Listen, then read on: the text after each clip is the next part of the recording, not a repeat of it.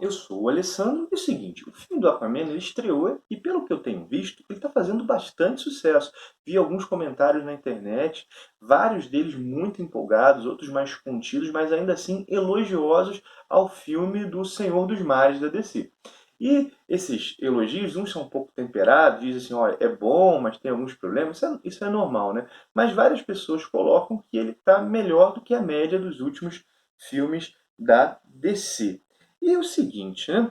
No momento que eu estou gravando esse vídeo, eu ainda não vi o filme do Aquaman. Espero ver durante essa semana. Mas eu me peguei pensando, né? Vendo esse sucesso inicial do filme, provavelmente tem muita gente saindo do cinema com curiosidade sobre o personagem, tendo desejo de conhecer mais histórias dele, conhecer mais assim como é que é a sua trajetória nos quadrinhos. Ou seja, esse é um bom momento para a pessoa que às vezes não lê quadrinhos descobrir os quadrinhos, né? E através desse personagem que a pessoa viu o filme e curtiu. E para dar uma ajuda, eu vou comentar nesse vídeo a fase atual do personagem, a fase dele que está saindo no Brasil. Inclusive o título do vídeo é a fase mais recente do Aquaman. É óbvio que nos Estados Unidos tem uma fase assim, mais recente ainda, né? Quando eu falo da mais recente, é a mais recente, bota entre parênteses aí, está saindo no Brasil, né? Claro que essa resenha, esses comentários, não são só para quem viu o filme e quer conhecer o personagem. Para quem já acompanha os quadrinhos também, acho que o papo pode ser interessante. Até porque, por exemplo, eu mesmo não vi o filme ainda, né? Então não consigo traçar paralelos, se tem alguma coisa a ver com o filme ou não tem. Mas é só para dar uma ajuda a quem quer começar e também bater um papo com quem já acompanha as aventuras do personagem. O Aquaman, ele está numa fase agora, na verdade essa fase não é só dele, é da DC como um todo, uma fase chamada Renascimento. O Renascimento foi uma iniciativa da DC, na qual ela relançou todos os seus títulos e ela colocou seus personagens na sua versão mais icônica, vamos colocar dessa maneira. Houve algumas iniciativas antes, basicamente a Nova 52, que foi a mais famosa, e os personagens foram modificados. Superman foi bem modificado nessa fase, por exemplo.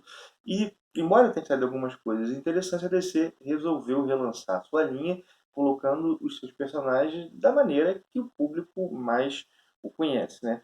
E o Aquaman tá nesse relançamento da DC. A fase que eu vou comentar agora, ela vem na esteira desse relançamento dos personagens. No Brasil, o Renascimento ele trouxe uma novidade também, vamos colocar assim, editorial, ou da maneira de publicar os quadrinhos. Pegando o exemplo do Aquaman. Antes do Renascimento, ele saía numa revista mensal, no Mix. O que é a revista mensal Mix? É uma revista que sai todo mês, é claro, mas é uma revista que ela traz vários personagens. Por exemplo, o Universo DC, que era onde o Aquaman era publicado, trazia também Supergirl, trazia outros personagens, Flash também, salvo engano agora, né? Trazia o Flash. Então, ele saía uma história lá de 20 páginas por mês nessa revista. E quem acompanhava ia mês a mês.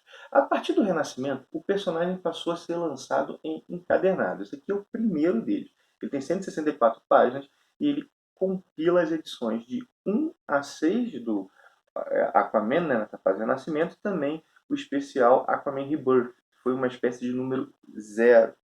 E, assim, para quem quer pegar mais histórias do personagem, esse formato é mais interessante. Você vai ler mais páginas, não tem que esperar tanto o mês seguinte. Esses encadernados eles saem com a periodicidade mais ou menos de 3 em 3 meses. E já saíram 5 desses encadernados.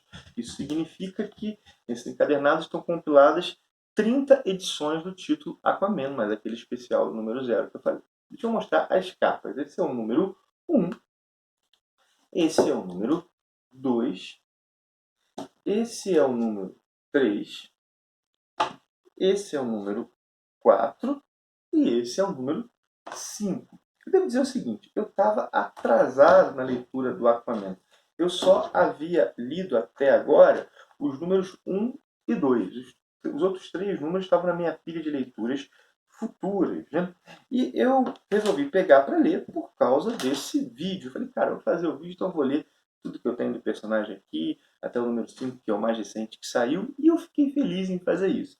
Sabe por quê? A história ela melhora bastante a partir do terceiro encadernado, bastante mesmo, ela vai ficando muito mais tensa. O roteirista Dan Abney é o grande responsável por essa fase. Para quem não conhece, nunca ouviu falar, ele foi o grande responsável pelo lançamento, pela consolidação dessa nova versão dos Guardiões da Galáxia. Quando eu falo nova versão, é a versão que foi adaptada para o cinema. Antes, os Guardiões da Galáxia eram personagens do futuro, né? E essa nova formação, ela surge na esteira de um evento chamado Aniquilação, e o Dan Abney, junto com o Andy Lanning, assume os roteiros, e eles ficam cuidando dessa parte cósmica da Marvel durante muitos anos, e inclusive agora o Dan Abney foi para descer para cuidar das profundezas do oceano. Você cuidava do espaço na Marvel, agora do oceano da DC. Vários são os desenhistas. Scott Eaton é um dos principais, tem o Brad Walker, tem também um cara chamado Stejepan Sejic, que desenha o número 5. Deixa eu mostrar o traço desse cara, eu gostei muito, né? Deixa eu mostrar, vou mostrando enquanto vou falando, né? Bom, como eu vou falar de modo geral dessa fase, eu vou ter que dar alguns spoilers. Assim. O que significa isso? Eu vou comentar alguns fatos. Então, 5 encadernados, vai ser muito difícil comentar sem dar nenhuma informação. É claro que eu vou fazer um esforço consciente por evitar contar coisas que, na minha opinião, estragam a experiência da leitura. Bom, o que nós temos nessa fase? O Aquaman ele busca fazer com que a Atlântida não seja isolada, não fique isolada do resto do mundo. Ele é o rei da Atlântida, né? Vale dizer isso aqui. Ele quer que a Atlântida participe do mundo. Só que para isso ele tem que lidar com a resistência do mundo à Atlântida, o preconceito que o mundo tem em relação a essa civilização, e também da resistência que a Atlântida tem em relação ao mundo e o desejo de isolacionismo. Essa dupla tensão da Atlântida com o mundo, do mundo com a Atlântida, é o que vai marcar toda essa fase do personagem. Nós teremos um cenário de conflito crescente, vou mostrando mais desenhos agora do número 3, de conflito crescente entre a Atlântida e os Estados Unidos. Né? Essa disputa entre essas duas nações. E esse conflito ele é artificialmente gerado por uma organização chamada Nemo, que é o maior grupo terrorista do mundo e que domina os mares, tem muitos recursos, é quase como uma nação sem território e ou uma nação sem pátria. Assim, eles são um grupo que eles estão vinculados pela busca de interesses deles, né? E bom, esse grupo ele passou, inclusive isso acontece durante a história, ele parte a partir de determinado momento a ser conduzido por um grande inimigo do Aquaman. E essa situação de tensão entre os Estados Unidos e a Atlântida só vai ser resolvida no terceiro encadernado. Aqui nós temos a resolução desse conflito. A partir do quarto encadernado, que é esse que eu estava mostrando os desenhos, nós temos a situação que o impedimento de uma guerra total gerou. O Aquaman passa a ser admirado, querido e temido na superfície. Ele sempre é visto como aquele que fica na parte de trás das fotos da Liga, como um herói menos importante. Inclusive, a história acaba brincando um pouco com a percepção que o público tem do Aquaman. Né? Bom, então ele passa a ser admirado, querido e temido na superfície. Agora eu vou mostrar uns desenhos do número 1 enquanto eu falo. Né? Só que a, a situação na Atlântida é diferente. Os Atlantes reclamam muito da ausência dele. Né? E ele sai por uma missão que ele tem que lidar com um vilão chamado Água Morta. Na verdade, é um lugar, né, que as águas modificam as pessoas. Em princípio, é isso que está acontecendo. Vão descobrir que a coisa é um pouco mais complexa. E ao voltar dessa missão, ele é confrontado pelo Conselho de Atlântida. E esse conselho o depõe. Ele perde a realeza.